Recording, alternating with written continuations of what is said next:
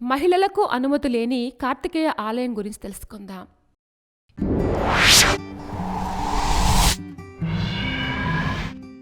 ఈ ఆలయం భారతదేశంలోని హర్యానా రాష్ట్రంలోని పెహోవాలో ఉంది. ఈ ఆలయం పూర్తిగా కార్తికేయుడికి అంకితం చేయబడింది. ఈ అద్భుతమైన ఆలయం పవిత్ర కురుక్షేత్రం నుంచి దాదాపు 20 కిలోమీటర్ల దూరంలో ఉంటుంది. ఈ స్థలాన్ని సరస్వతీ తీర్థయాత్రా స్థలం అని కూడా పిలుస్తారు. 5వ శతాబ్దం నాటి ఈ ఆలయ నిర్మాణ శైలి ప్రతి ఒక్కరిని ఆకట్టుకుంటుంది. ఇక్కడ కార్తికేయుని యొక్క బ్రహ్మచారి రూపాన్ని పూజిస్తారు. ఈ ఆలయంలో శివుని కుమారుడైన కుమారస్వామి కార్తికేయుడిగా పూజలందుకుంటున్నారు. పంజాబ్ సరిహద్దుకు దగ్గరగా ఉండే ఈ దేవాలయంలోకి మహిళలకు ప్రవేశం లేదు. ఒకవేళ ఎవరైనా వెళ్తే వారు వితంతు అవుతారట. కార్తికేయుడు కొలువైన ఈ దేవాలయంలోకి అడుగుపెట్టిన ప్రతి మహిళ వితంతువుగా శాపానికి గురవుతుందనేది ఇక్కడి వారి విశ్వాసం. ఈ ఆలయంలో కార్తికేయ స్వామి పవిత్రమైన బ్రహ్మచారి రూపాన్ని పూజిస్తారు. అందుకే ఈ ఆలయంలోకి ప్రవేశించడానికి మహిళలకు అనుమతి లేదు అంటారు.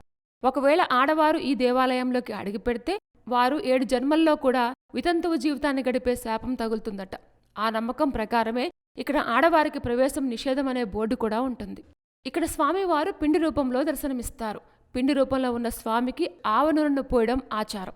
పురాణం ప్రకారం తల్లిదండ్రులపై కోపంతో కార్తికేయుడు తన శరీరాన్ని మంటలకు బలి ఇచ్చారు. అప్పుడు శివుడు ఆయన్ను పెహోవా తీర్థయాత్రను సందర్శించమని సూచించారట.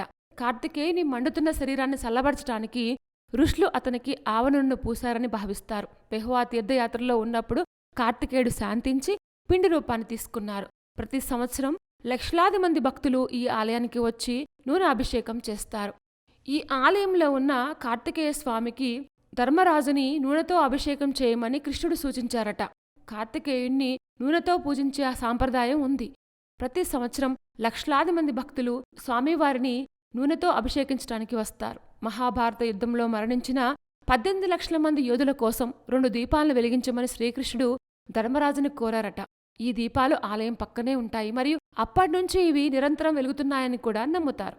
ఈ ఆలయం ఢిల్లీ నుంచి 200 కిలోమీటర్ల దూరంలో, కర్నాల్ నుంచి 90 కిలోమీటర్ల దూరంలో ఉంటుంది. మహిళలకు అనుమతి లేని కార్తికేయ స్వామి ఆలయం చాలా ఇంట్రెస్టింగ్గా ఉంది కదూ. ఇలాంటి మరిన్ని విశేషాల కోసం మా ఛానల్ సబ్స్క్రైబ్ చేసుకోండి.